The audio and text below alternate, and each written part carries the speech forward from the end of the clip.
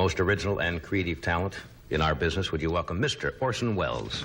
Ladies and gentlemen, Orson Welles again, come to call for another visit. Good evening. This is Orson Welles. Come to call again for some more talk and stories about people and the things they're doing all over the world. Also, I've got a confession to make. We'll get to that in just a minute. Among the fine new radios you'll be seeing in the stores, there'll be one whose name may be new to you. But that doesn't mean that it's new to the radio field. Actually, this name has been on the very finest types of radios for more than 15 years. The name is Lear, L-E-A-R. And the radios it's been on since 1930 have been radios for aircraft. This is why you hear people say Lear is the name men fly by. Today, Lear is taking all that unusual experience and skill in manufacturing and applying it to radios that you can buy for your home. And as you would expect, these home radios are as fine, as dependable, as high in quality as Lear knows how to make them. In them, you find radio's newest developments. One is the Lear wire that remembers, a simplified way of making recordings on a wire. Another is a unique way of tuning your set from your easy chair, not just a few pre-selected stations, but any program anywhere on the dial. At your fingertips, you have a miniature panel with a dial and two tiny knobs, one for tuning, the other for volume. And with these, you control your handsome radio set across the room. Now, this is something you've never seen before, and it's something you'll want in your new radio. Something you'll find only in the radios with the nameplate Lear, L-E-A-R. And now Mr. Welles brings you his views and opinions on events as he sees them. The opinions are his own and do not necessarily represent the views of Lear Incorporated. We took a bit of a swat at fortune-telling and fortune-tellers a while back, and the mail on this matter has been voluminous and passionate. A lot of good people who work the Ouija boards or get their tips from the tea leaves have written in to say that I have grossly libeled an ancient and honorable profession. Well, it's ancient, all right. And I'll freely admit that all fortune-tellers aren't crooks, not all of them. There are some soothsayers who are perfectly sincere. There's a word for that kind, you know, in the racket. The word is shut-eye. It's an occupational disease in the fortune-telling game, and a surprising lot of the grafters end up their careers by getting to be shut-eyes. A psychic, a pro, becomes a shut-eye when he believes his powers are genuine. Happens all the time. You guess right often enough, you think there must be something to it. You start to swallow your own line of patter. Then you're a shut-eye, and another good man is lost to the profession. I know I'm speaking from experience. I am a shut-eye. Several years ago, when I was touring the country in a play with Kit Cornell, we found ourselves for a whole week in the dullest city ever inhabited by the human race. I won't name the city, but you all know the sort of place I mean. Everything closes up when the sun goes down. They show only the movies you've seen twice before, and all the chairs in the hotel lobby are permanently occupied by traveling salesmen. As I say, we couldn't find any fun, so we had to make it for ourselves. My fellow troopers made their whoopee in various ways. They caught up on their reading and letter writing, or they took long walks. I became a fortune teller. You heard me. I went into the racket. I became a swami and had a sign painted saying I was. I rented a room on the other side of the town and put up the sign in the window. I knew the secrets of the past, present, and the future, the sign said, and anybody who didn't think so could come right on in and see for themselves. Well, I've been playing around with magic all my life, so you'll have to take my word for it that I got by. First, I was cautious. I led the suckers on very carefully, and I only gambled on a hunch when I figured I was safe. But by the second day, I got adventurous. Now, please understand, I wasn't taking any money. After each reading, I went into a pitch about how in this special case I didn't feel justified in accepting a fee. I told you I was quite a hit, and that was probably the main cause. I may not have been good, but I was free. By the third day, there were lines of people waiting patiently to see the marvelous professor from the mysterious East, and that's when I got to be a shut-eye. I made wild guesses. I just said anything that came into my mind, and lo and behold, what do you know, I was usually right. Anyway, the poor misguided people who came into my parlor told me I was right. The fact is, most people want to be fooled. When you tell them something, they only hear what's true, and they don't notice what isn't. And by the last afternoon, when I closed up shop and walked to the city's theater for the evening show, I was telling myself I must be an honest-to-goodness Simon Pure clairvoyant with second sight, hindsight, and foresight, the whole works.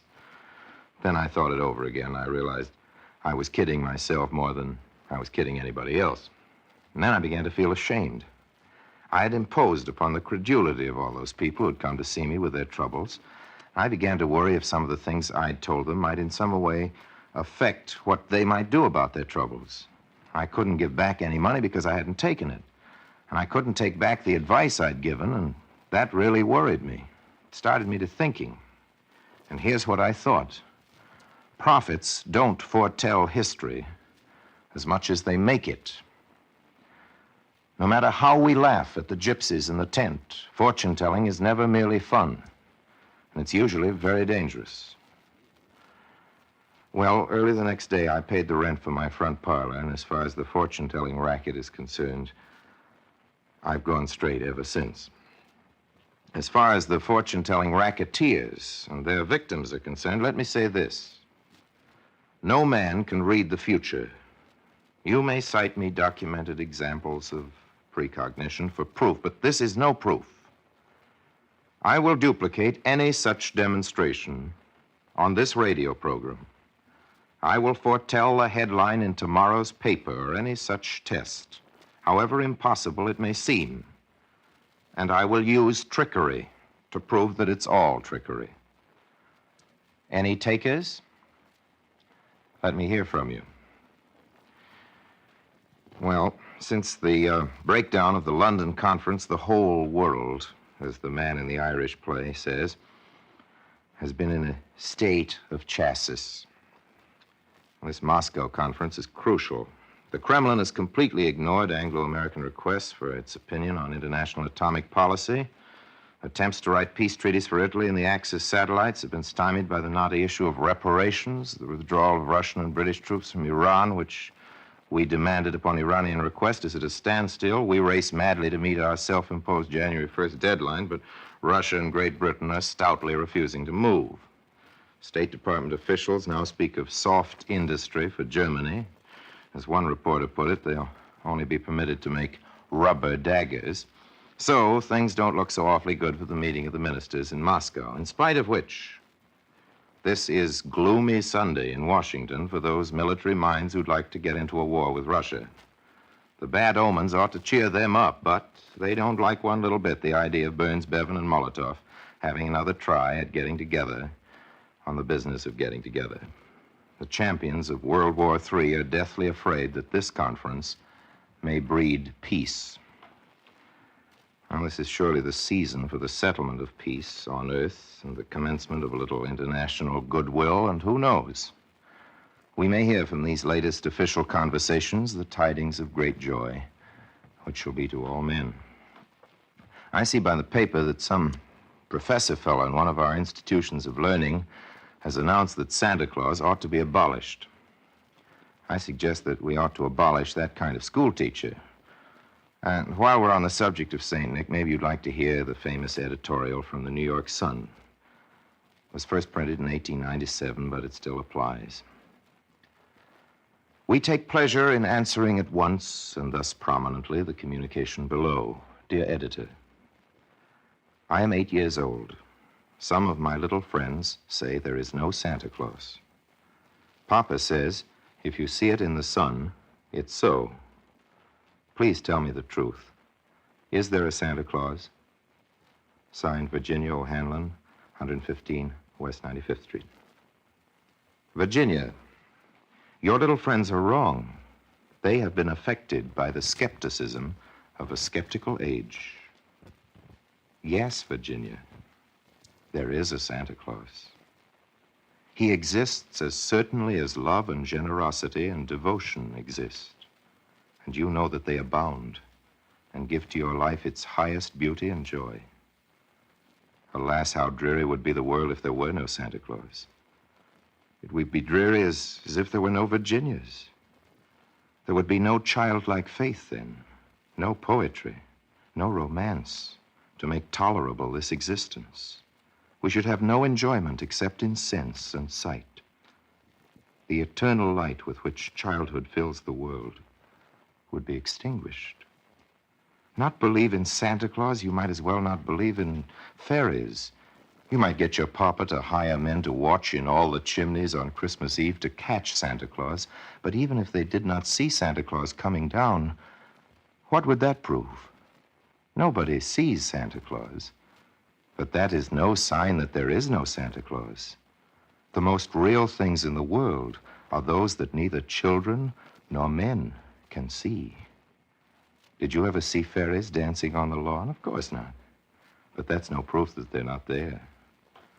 Nobody can conceive or imagine all the wonders there are unseen and unseeable in this world. You tear apart the baby's rattle and see what makes the noise inside.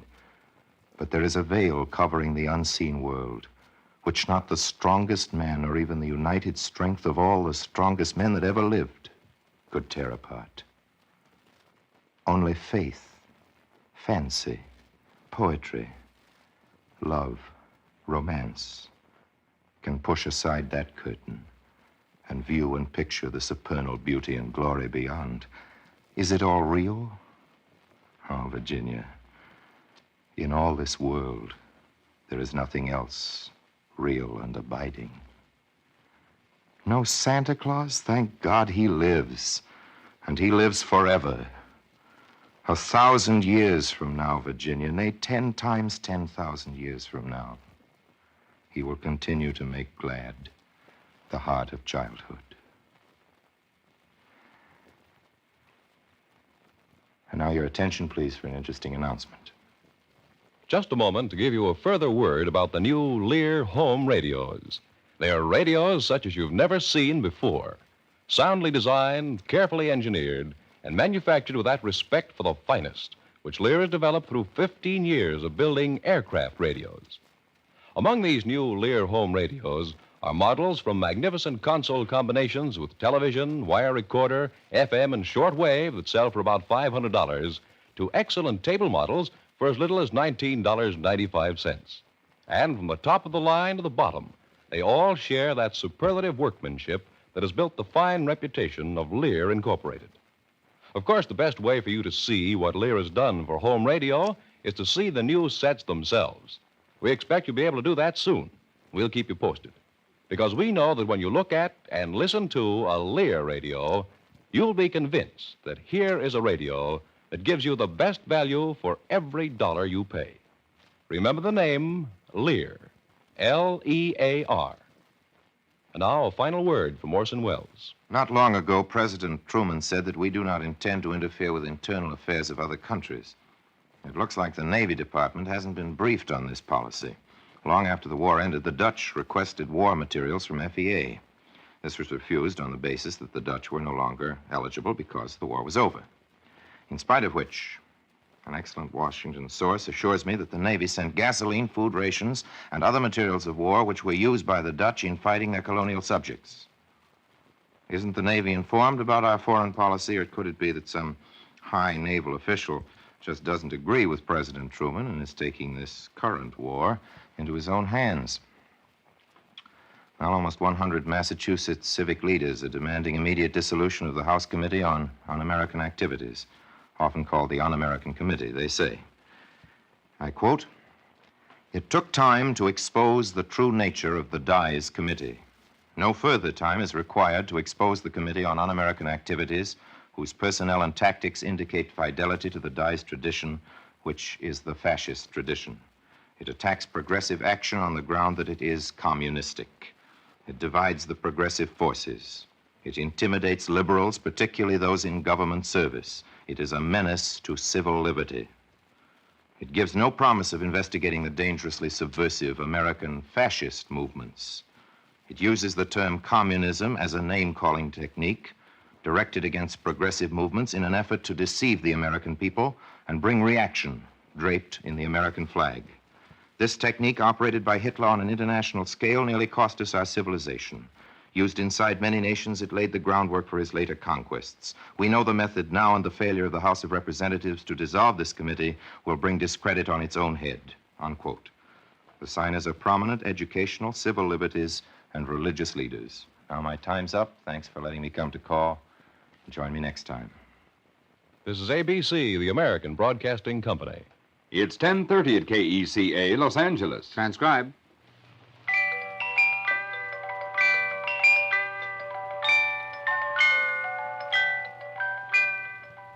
Gifts for Christmas? The May Company, of course.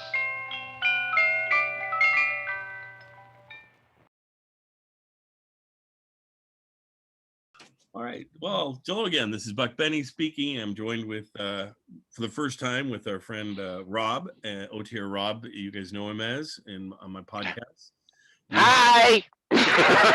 We have Terry Phillips. We have Catherine Fuller Seeley, and we're talking Orson Welles today. This is the one where it's just audio, so Yeah. You feel free to wave, but of course they're not going to see it. But and I can continue wearing my Lennon glasses, and I don't have to explain them. Anyway,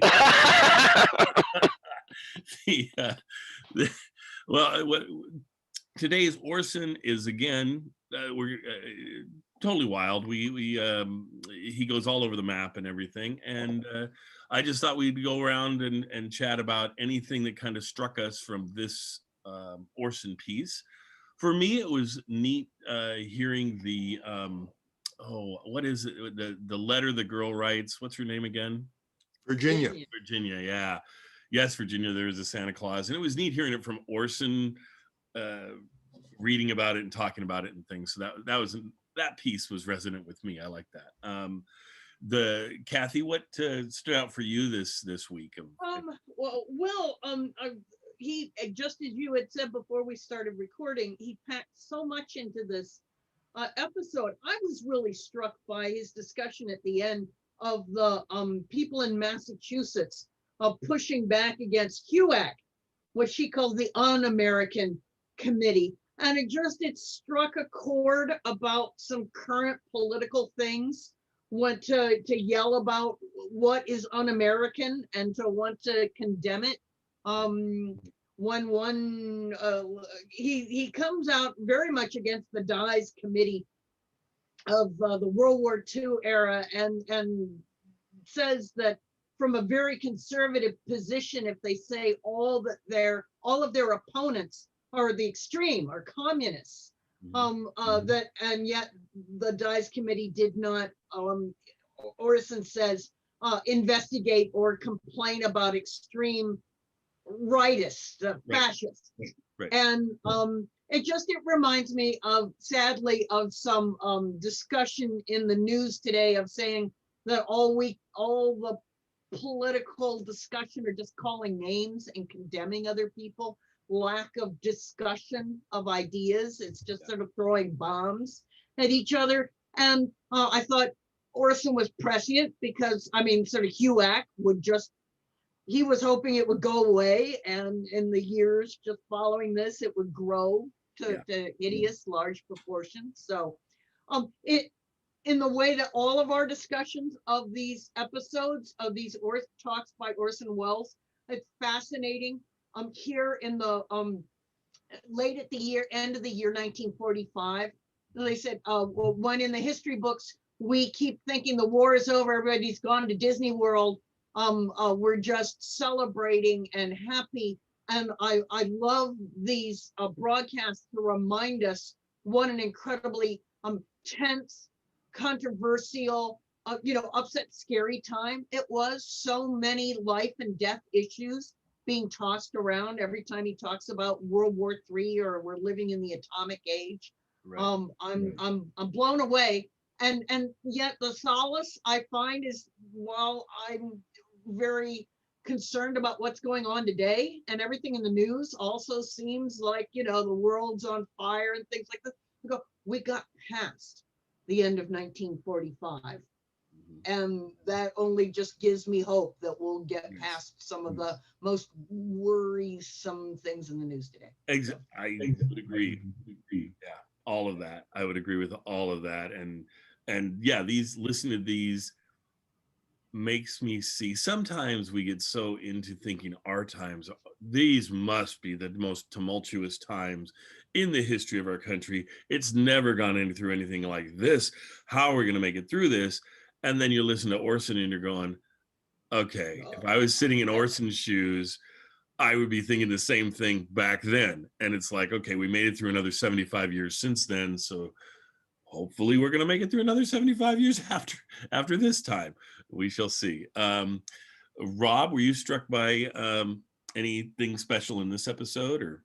Yeah, the letter to Virginia and his reading of it.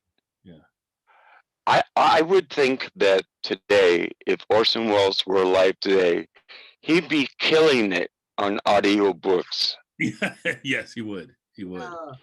What a great He book. would be. He would. There would probably be the most requested book. You know, if Orson were narrating that book or whatever book it would happen to be. I mean, uh, publishers would be clamoring for Orson Welles to do just that, read their book or their whatever book it is. Yeah, I agree.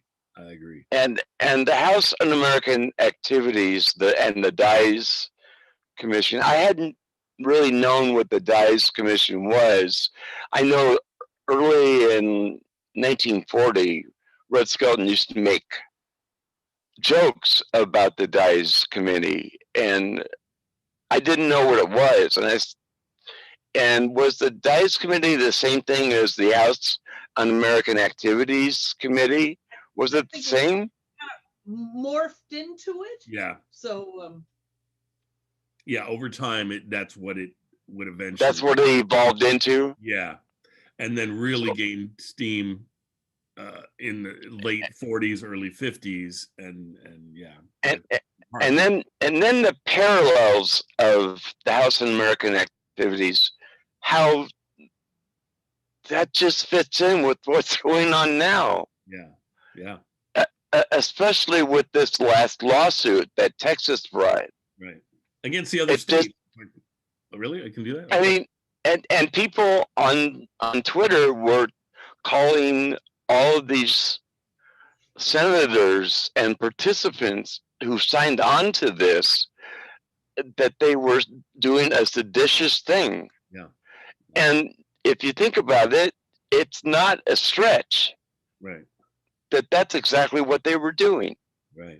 Trying to disenfranchise people who had already voted and saying your vote doesn't count because our guy didn't win. Right.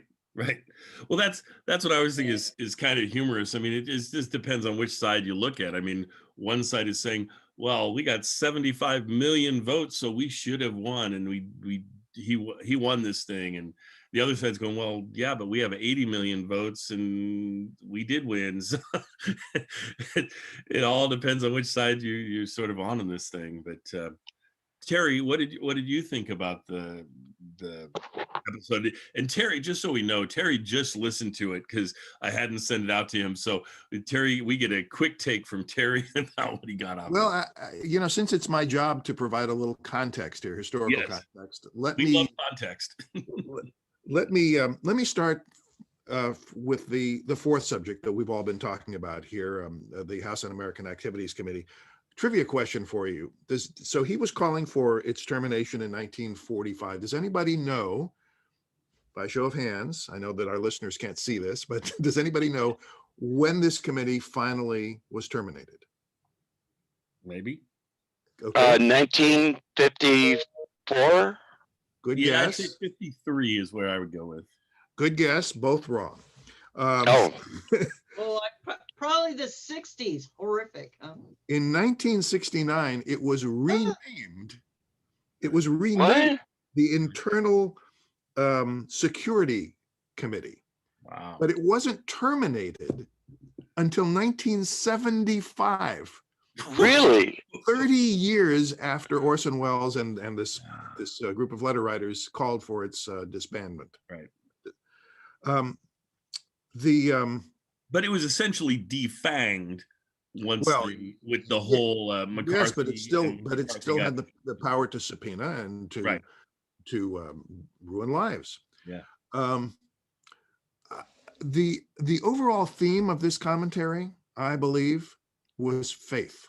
If you look at these four topics that he discussed, beginning with fortune telling, and then talking about the negotiations with between the United States and what he called Russia, which was the Soviet Union, and putting an end to tensions between the two countries, the Yes, Virginia letter to the New York Sun, and then belief in democracy, which was basically what he was advocating by getting rid of this committee. It all had to do with our belief in things we couldn't see. And the irony is that he started by talking about these fortune tellers, these shut-eyes, grifters, as he called them, who were taking advantage of people's faith, their faith in those who could foresee the future. He began by quoting a line from a play: "Prophets don't foretell history as much as they make it." And he referred to the Irish play, which was Juno and the Paycock by the great Irish playwright Sean O'Casey. It was the third, I think, in his trilogy. He also mentioned that he was in a troupe of actors with the great Kit Cornell. That was Catherine Cornell, the wonderful actress who was at that in her day called the first lady of the theater. And he felt bad. He was embarrassed about having learned how to do these fortune-telling tricks. Right. I have a confession to make. I'm in the middle of writing a play about those who did this kind of thing, trying to debunk fortune tellers. And of course, we know that Harry Houdini did that with psychics. But I did not know until listening to this commentary that Orson Welles, also, who was a great magician, also tried to expose these phonies. The last thing I wanted to point out was that the letter from Virginia and the response from the New York Sun is famous. I mean, we all know about it, even though it was published in 1897. Wow! But I find these two sides of the same coin to be interesting, and only Orson Welles could pull this off. To say on one hand, you know, we shouldn't be so credulous to believe in fairy tales, to believe in to be gullible, and at the same time, you got to believe in something. So why not believe in Santa Claus? That's great. Well, I'll tell you what, that will be our end for this discussion of this piece, if that's all right with everybody. And we will be back next week with more chat about Orson Welles. So enjoy this week's episode. Excellent episode. Covers a lot of ground. I highly recommend it. I highly recommend every episode of this thing. But anyway, we'll go from there.